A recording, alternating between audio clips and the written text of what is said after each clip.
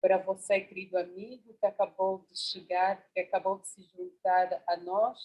Hoje é o último dia desta grande jornada com o título Jesus na Sala do Julgamento. Para este último dia, nós temos como convidado, como orador, o pastor Agnaldo Pereira Santos. Seja bem-vindo, servo do Senhor. Este é o momento de partilhar a mensagem do Senhor com todos os presentes. Boa noite, né? Aqui é boa tarde, mas aí já é boa noite, não é isso? É verdade, aqui é boa noite. Sinto-me honrado pelo convite que a Isilda me fez. É uma responsabilidade. E o tema de hoje, né? Jesus Cristo crucificado, ele é muito abrangente, né? Ele fala da nossa vida, e aí tentei separar aqui um pedaço do que a gente aprende com a vida de Cristo, com a entrega que ele fez e com o exemplo que ele nos deu, né, como nosso Deus e como nosso Salvador. Muito obrigado. Que a bênção, a comunhão do Santo Espírito do Senhor Jesus esteja com todos nós. Vamos orar. Pai Celestial, eterno Deus, como é bom, Senhor,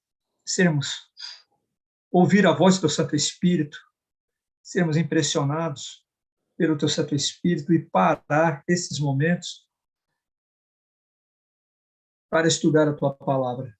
Estão aqui pessoas reunidas de vários lugares, Senhor, por que não dizer de mais de um continente, que tomaram a decisão de separar esse momento para ouvir a tua voz. Então, Senhor, por favor, fala ao nosso coração, meu Deus, através do estudo que foi separado para a nossa instrução, para a nossa edificação espiritual. Te agradeço e oro em nome e por amor de Jesus. Amém, Senhor. Amém. Eu quero compartilhar a tela com vocês. O tema já está aqui. Jesus, ele,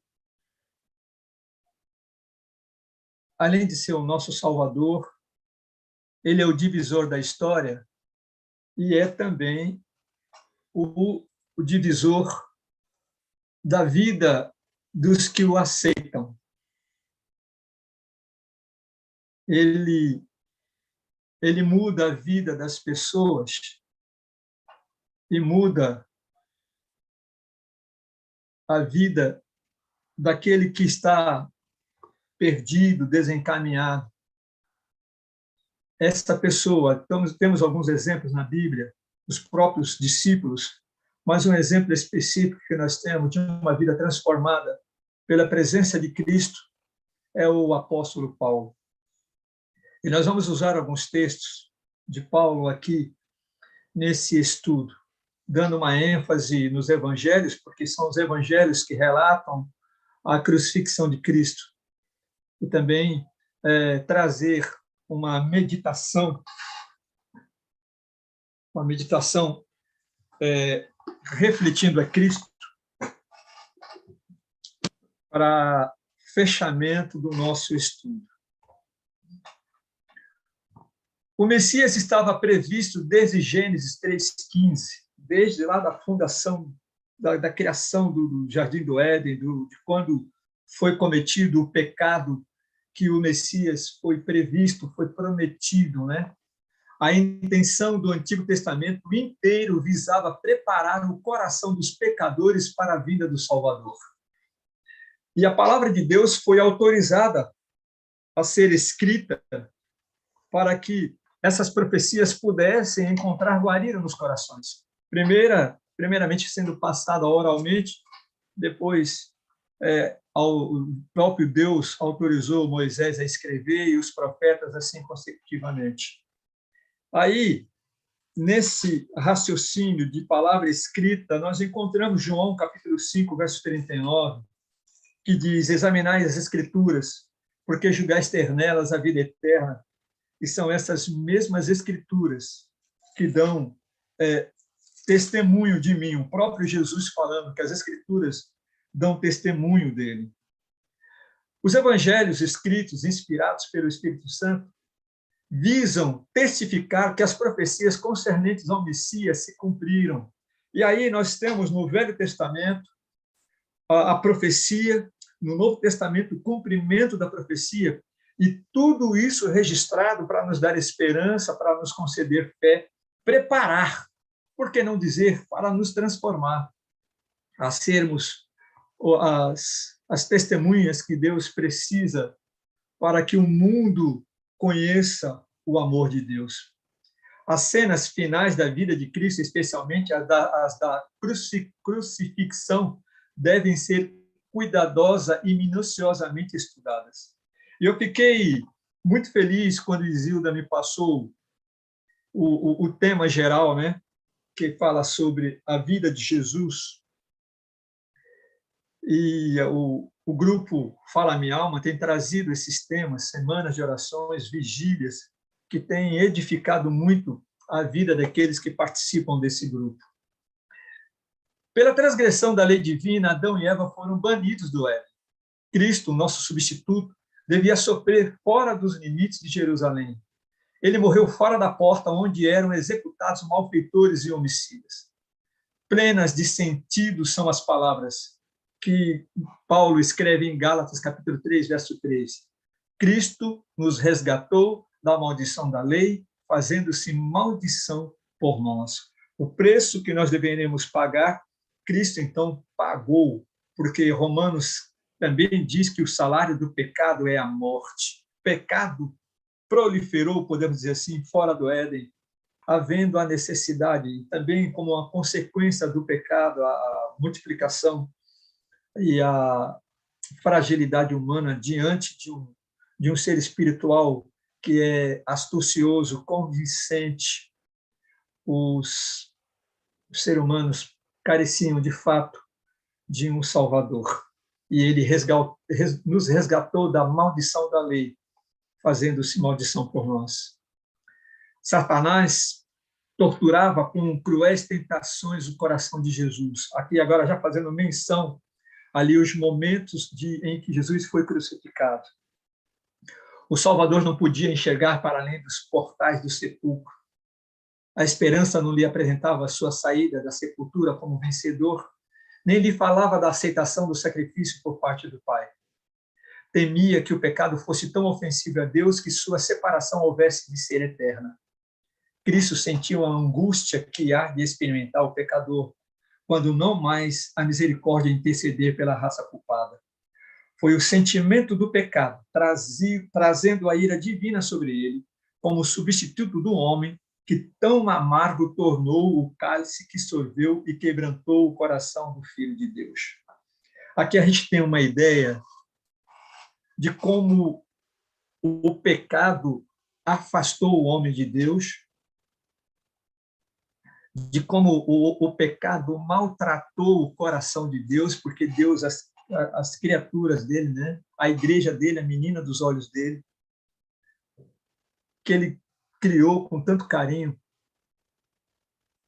se desvirtuando e se afastando e até negando ao Salvador, não compreendendo, sendo enganada pelo inimigo, e como milhares são enganados hoje. Então, aqui a gente percebe o quão distante estava o homem, e tenho aqui um pouquinho a gente consegue perceber do que Cristo passou.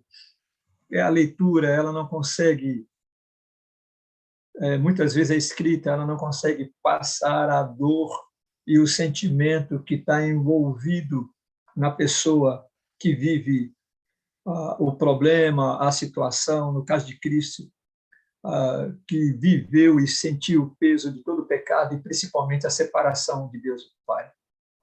Aquele que libertou os cativos foi amarrado como um delinquente. Aquele que é o próprio Verbo, conforme está escrito em João de 1:3, se calou diante das falsas acusações.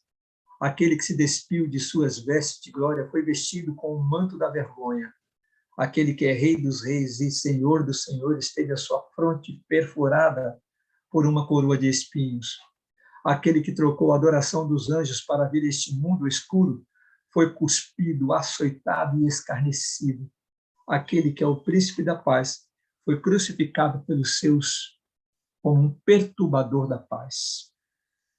Novamente, a gente sentindo o peso que foi, a dor que Jesus sentiu por causa do pecado da humanidade, por causa do meu e do seu pecado.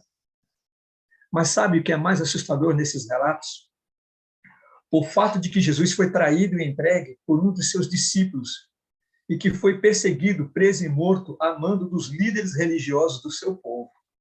Isso aqui machuca, né? E a gente vê a perseguição da igreja, daqueles que procuraram seguir a palavra de Deus conforme está escrito, a maneira como eles sofreram também. Essa perseguição assusta. E Jesus passou por essa perseguição. A maioria dos judeus, então, levaram Jesus diante da presença do governador romano. Apesar de desconhecer as Escrituras, Pilatos teve uma forte percepção acerca de Cristo, que aqueles líderes religiosos jamais tiveram. Pensando estar julgando uma causa, ele não fazia ideia de que diante dele estava o justo juiz. Mas ele conhecia o real motivo das acusações feitas contra os judeus. E quais eram? Eles haviam entregado Jesus, porque sabiam que, por inveja e por achar que iriam perder as suas posições, ou por não quererem abrir mão de suas posições, entregaram a Jesus. Em seu desejo de acalmar as multidões, Pilatos, grandemente perturbado pelo sonho de sua esposa, viu em Barrabás a solução de sua angústia. Imagino, então, uma forte luta espiritual dentro deste homem. Ele travou, sabe, quando mais ou menos o que algumas pessoas sentem, e eu penso que Paulo também sentiu. Paulo, ele relata, né? Aquilo que quero fazer não faço, aquilo que não quero, isso faço. Muitas vezes as pessoas sabem o que é certo, o que precisa ser feito, mas por causa da sua natureza pecaminosa, por medo de enfrentar o mundo, ele acaba não fazendo o que é certo, e isso aconteceu, infelizmente aconteceu com Pilatos. Contudo, a tentativa de transmitir ao povo o encargo de sua função foi frustrada ao ouvir a turba enfurecida o veredito injusto, a absolvição de Barrabás e a condenação de Jesus. E enquanto ele lavava as mãos, contemplava com horror um povo que dizia: caia sobre nós o seu sangue e sobre os nossos filhos. A gente encontra isso no verso 25 do capítulo 27 do Evangelho de Mateus. Desejo esse que se cumpriu quando Jerusalém foi destruída por Roma. As trevas que cobriam toda a terra não foram maiores do que as trevas que cobriam o coração dos escarnecedores. A cegueira espiritual lhe impediu de enxergar naquela cruz o seu resgatador. Fossem seus olhos abertos para contemplar o invisível e veriam os anjos chorando por não poderem estar no lugar do Senhor. E cumprindo-se o plano de salvação, ilustrado através do santuário, o Cordeiro de Deus entregou o seu Espírito. Também no capítulo 27 do livro do Evangelho de Mateus, versículo 50. Jesus, a crucifixão não foi um castigo. Aqui agora temos um fator interessante e importante. A crucifixão não foi um castigo. Jesus não foi condenado pelos romanos. E alguém sem delito não podem receber castigo. Essa é uma verdade. Mas houve algo tácito, uma vontade invisível que, sem violar o livre-arbítrio de ninguém, pois eles queriam fazer o que fizeram, ou seja, crucificar Cristo, dirigiu as decisões de todos os que participaram da crucifixão. Ele dirigiu as decisões. Todos aqueles que se enveredam ou tomam uma decisão de andar pelo caminho contrário à palavra de Deus, Deus não os força, simplesmente os convida. Era a vontade de quem não emitia palavras, mas transmitia poder. Não arrastaram a cruz, ele foi a ela para cumprir a missão que o trouxe ao mundo. Não o mataram, ele deu a sua vida em resgate de muitos. Jesus Cristo entregou a sua vida de boa vontade para pagar o preço do meu e do seu pecado. Em 3 episódios, o evangelista Mateus relata a crucifixão. Primeiro, as pessoas no pretório, houve zombaria, a zombaria dos soldados. Segundo, no Gólgota, onde o crucificaram. E o terceiro momento, quando já estava crucificado novamente, zombarias e insultos dos soldados e das pessoas.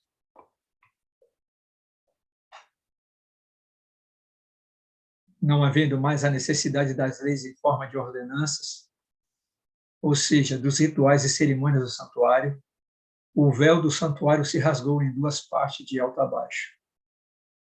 Não precisamos mais sacrificar um animal para a remissão dos nossos pecados, pois o verdadeiro Cordeiro de Deus, que tira do pecado do mundo, já cumpriu o perfeito sacrifício para que todos tenhamos acesso ao Pai através dele. Perto está o Senhor de cumprir a sua derradeira promessa. E Jesus, clamando em alta voz, outra vez com grande voz, fará despertar do pó não apenas alguns, mas todos os mortos em Cristo. Depois nós, os vivos, os que ficarmos, seremos arrebatados juntamente com ele entre as nuvens para o encontro do Senhor nos ares, e assim estaremos para sempre com o Senhor. Eu estava procurando um vídeo que dizia assim, foi um vídeo que soltaram agora na Páscoa, que dizia assim, Jesus não está morto, ele vive. Jesus, ele foi maltratado, mas ele vive. Esse é o meu rei, o que entrega o coração para cada um de nós. Esse vídeo me fez pensar em tudo que Jesus Cristo, no sacrifício que Jesus fez por nós. Eu quero compartilhar com vocês esse vídeo aqui. A Bíblia diz, o meu rei é o rei dos judeus. Ele é o rei de Israel. Ele é o rei da justiça. Ele é o rei da história. Ele é o rei do céu. Ele é o rei da glória.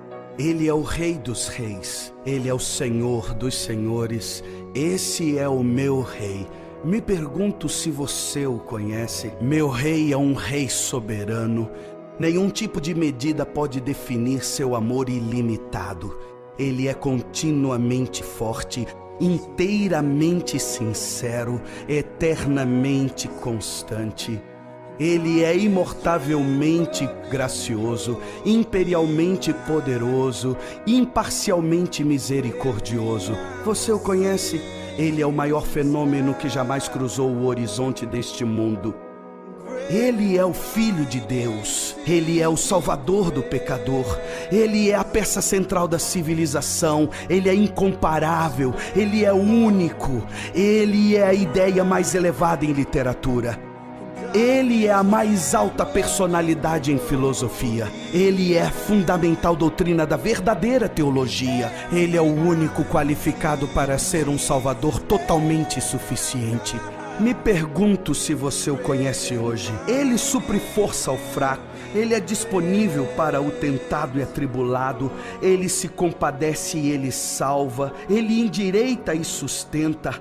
Ele guarda e ele guia. Ele cura o doente, ele purifica leprosos, ele perdoa pecadores, ele absolve devedores, Ele liberta os cativos, Ele defende o fraco, Ele abençoa crianças, Ele serve o infortunado, Ele considera o idoso, Ele recompensa o diligente, Ele embeleza o humilde. Me pergunto se você o conhece. Ele é a chave do conhecimento, Ele é a fonte da sabedoria, Ele é a entrada do livramento, Ele é o caminho da paz, Ele é a rodovia da justiça, Ele é a estrada da santidade, Ele é o portal da glória. Você o conhece bem, sua vida é inigualável, sua bondade é ilimitada, sua misericórdia é para sempre, seu amor nunca muda, sua palavra basta, sua graça é suficiente, o seu reino é reto, o seu jugo é suave e seu fardo é leve. Eu queria poder descrevê-lo a você. Ele é indescritível, ele é compreensível, ele é invencível, ele é irresistível. Bem, você não consegue tirá-lo de sua mente, você não pode soltá-lo de sua mão. Você não pode viver mais do que ele, você não pode viver sem ele. Bem, os fariseus não o suportaram, mas descobriram que não poderiam pará-lo. Pilatos não pôde encontrar culpa alguma nele. Herodes não pôde matá-lo. Morte não pôde dominá-lo. E a sepultura não pôde retê-lo. Sim, esse é meu rei. Esse é meu rei.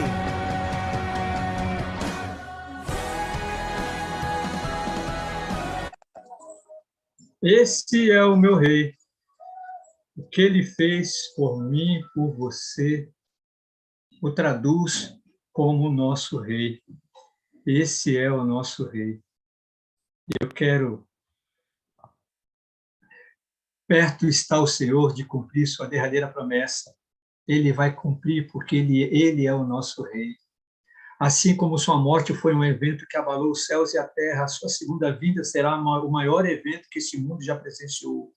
Como, pois, podemos estar preparados para este grande dia? Jesus mesmo já nos deu esta resposta. João 17,3 diz: e a vida eterna é essa, que te conheçam a ti mesmo, o único Deus verdadeiro, e a Jesus Cristo a quem enviastes. A vida estava nele, e a vida era a luz dos homens. A ética apontada pelo Evangelho não reconhece outro padrão senão a perfeição da mente e da vontade de Deus. A imperfeição do caráter e pecado é transgressão da lei. Todos os atributos virtuosos do caráter se encontram em Deus, formando um todo harmonioso, ser perfeito. Toda pessoa que aceita Cristo como seu Salvador pessoal tem o privilégio de possuir esses atributos. Essa é a ciência da santidade. Quão gloriosas são as possibilidades que se deparam à raça caída. Por intermédio de seu Filho, Deus revelou a excelência de que o homem é capaz de atingir. Através dos méritos de Cristo, o homem é erguido de sua condição depravada, purificado e tornado mais precioso que as barras de ouro de Ofir. Ele tem a possibilidade de se tornar companheiro dos anjos. Esse homem tem a possibilidade de tornar-se companheiro dos anjos na glória e de refletir a imagem de Jesus Cristo, resplandecendo mesmo no magnificente esplendor do trono eterno. Ele tem o privilégio de aceitar pela fé o fato de que, através do poder de Cristo, se tornará imortal. Entretanto, quão raras vezes ele compreende as alturas a que poderia chegar se permitisse que Deus dirigisse cada passo do seu eu. Deus permite que cada ser humano exerça a sua individualidade. Ele não deseja que ninguém submerja sua mente na de outro mortal. Os que desejam ser transformados na mente e no caráter não devem contemplar os homens, mas o exemplo divino. Deus estende o convite. Tende em vós o mesmo sentimento que houve também em Cristo Jesus, Filipenses 2,5. Pela conversão e transformação, os homens poderão receber a mente de Cristo. Cada pessoa deve apresentar-se diante de Deus com uma fé individual e uma experiência também individual, sabendo por si mesmo que Cristo, a esperança de glória, habita em seu ser. Imitar o exemplo de algum homem, mesmo que o consideremos quase perfeito em caráter, seria depositar nossa confiança no ser humano com defeitos e que é incapaz de transmitir um J ou um tio de perfeição. Como nosso exemplo, temos alguém que é tudo em todos, o primeiro entre milhares de milhares, e cuja excelência é incomparável. Ele bondosamente adaptou sua vida para servir de imitação universal. Unidos em Cristo, estavam riqueza e pobreza, majestade e degradação, poder ilimitado e humildade, a qual se refletirá em toda a alma que o recebe. Nele, através das qualidades e faculdades da mente humana, foi revelada a sabedoria do maior mestre que o mundo já conheceu. Deus está nos desenvolvendo como testemunhas vivas perante o mundo, a fim de mostrar que os homens e mulheres podem se tornar por meio da graça de Cristo. E é verdade. Minha vida, a sua vida, pode ser transformada por meio da graça de Cristo. O que nós temos que fazer é aceitar a Cristo em nossa vida e nosso coração.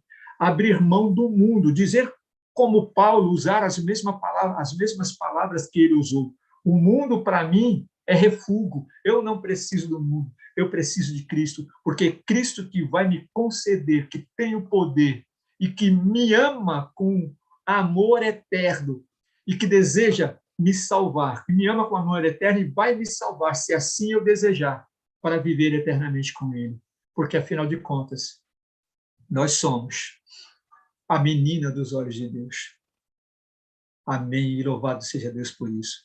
A grande pergunta que a gente precisa fazer é a seguinte: diante da crucifixão, diante de tudo que Jesus passou, diante de tudo que ele deixou por amor a nós, estaríamos nós dispostos também, quem sabe, a sofrer, a exemplo da igreja primitiva, a sofrer como ele sofreu, ser perseguido como ele foi perseguido, a ser escarnecido como ele foi escarnecido, a entregar a vida como ele entregou a vida dele? Estaríamos nós dispostos a fazer isso? Essa é a grande pergunta. Mas se essa pergunta for respondida com sim, então podemos dizer que estamos nos preparando para receber Jesus nas nuvens dos céus. E qual é a pergunta e qual é a resposta que você vai dar? Deus nos ajude, que o Espírito Santo ilumine a nossa mente e o nosso coração e nos conceda poder dos altos céus para darmos um sim, a Jesus Cristo, aceitando a Ele com toda a força do nosso coração, para que Ele nos salve. E, logicamente, quando nós damos sim, Ele nos concede um grande privilégio de sermos instrumentos nas mãos dele, assim como Pedro foi, como Paulo foi, como os pioneiros da igreja foram, ser instrumento nas mãos de Deus, nas mãos do Espírito Santo, para através desse testemunho, conquistarmos almas para o reino de Deus. E esse é o meu desejo para a sua vida, que você diga sim para o Senhor e seja um instrumento nas mãos de Deus para a honra e glória dele. É o meu desejo, a minha oração, em nome de Jesus. Amém.